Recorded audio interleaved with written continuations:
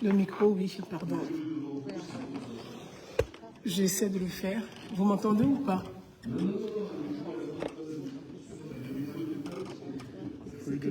Non, je prends celui. Non, non, il n'est pas coupé. Si. Il n'est pas coupé? Il n'est pas coupé, parlez dedans. On va le couper. Voilà. Donc, je suis Madame Gouzane Amounou de l'association Idée de Pain et de auto-entrepreneur ng.com. Je vous remercie pour cette belle conférence avec les ambassadeurs, surtout ici à l'UNESCO. Et je me réjouis, comme je le dis, en tant qu'association qui milite depuis très longtemps pour la valorisation de la culture francophone en pays, pour les États francophones. Et j'ai été très touchée par le message de l'ambassadeur du Maroc, si je sais bien, M. Sami, qui a si bien dit les choses. La culture, c'est aussi la diplomatie, c'est aussi la géopolitique. C'est un ensemble de tout. Ma question, c'est sur les mœurs. Est-ce que les mœurs font partie de la culture? Est-ce que nous valorisons la France et nous souhaitons vraiment que les relations entre la France et les pays francophones soient plus resserrées? Parce que, comme j'ai toujours l'habitude de dire, la France et l'Afrique, qui est un continent, c'est comme un homme avec plusieurs femmes. Donc la polygamie. Même si la polygamie n'existe pas en France, c'est comme la polygamie. Et il y a toujours des mécontents. Il y a des femmes qui sont mécontentes et des femmes qui sont beaucoup plus heureuses parce qu'elles bénéficient plus de l'attention de leur époux. Et donc on retrouve ces mêmes difficultés sur le continent africain qui aujourd'hui posent des problèmes entre la France et certains pays africains, malheureusement. Or, la France fait beaucoup pour les pays francophones. La France apporte énormément. Comment trouver ce juste milieu entre les mœurs des pays africains? Je prends un exemple qui est très récent, dans mon pays, la Côte d'Ivoire, où il y a eu vraiment beaucoup de tensions ces derniers temps sur l'homophobie, qui était passée dans les médias ici en France. L'homophobie, je le condamne. Nous le condamnons tous. Mais en même temps, est-ce qu'il faut brusquer, secouer les mœurs des pays africains qui ont leur culture à eux dans des États où c'est la polygamie?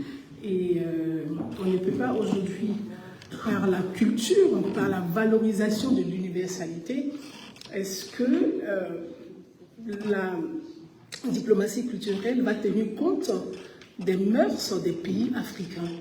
C'est vraiment la question que je vais poser parce que ça posait beaucoup de problèmes. Il y a eu des agressions. Je pose la question à tous nos ambassadeurs qui sont là, à l'ambassadeur du Congo, parce qu'il y a eu ce même problème aussi au Congo, à l'ambassadeur du Maroc, à l'ambassadrice du Gabon. Et si chacun peut répondre, ce serait bien, parce que c'est un sujet qui touche beaucoup et dont on en parle énormément.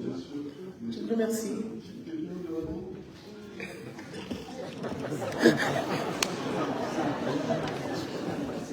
Pardon? Très bien. Parfait.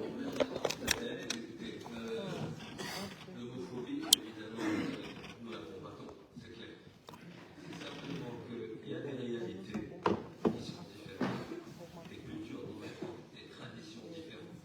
Vous parlez de l'homophobie, moi j'ai pas de problème à en parler. Vous savez pourquoi? Parce qu'il y a un débat au Maroc concernant ces questions. Tout à fait. Évidemment, ça prendra du temps.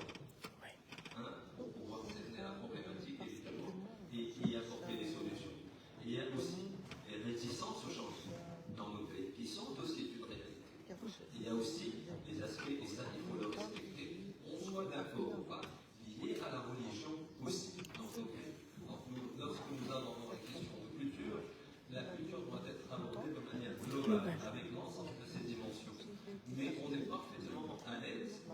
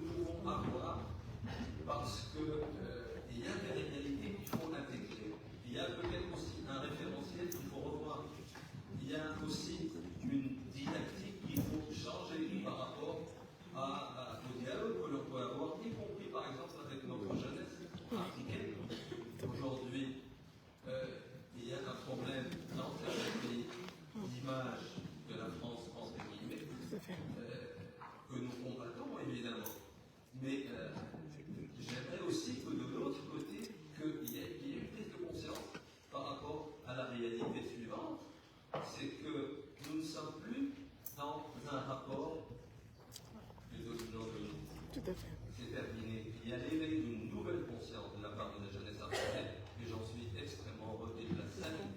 Aujourd'hui, ce que savent les jeunes qui ne sont plus du tout ignorants des réalités du monde, d'une part. Deuxième chose, qu'est-ce qu'ils vous demandent? La vérité et le respect mutuel d'abord. Et lorsque vous êtes dans cette démarche de respect, vous pouvez tout obtenir des affaires, véritablement. À commencer par le respect et l'ouverture de leur cœur et de leur pays pour que nous puissions travailler dans les termes de partenariat gagnant-gagnant. Donc, il y a aussi un effort à faire probablement des deux côtés. D'un côté, se départir des références passées, et de l'autre côté, aussi essayer de travailler encore et encore, malgré les réticences, à l'éducation et à la prise de conscience sur un certain nombre de réalités, celles que vous venez d'évoquer, à savoir les questions de monopolie. Voilà. Merci.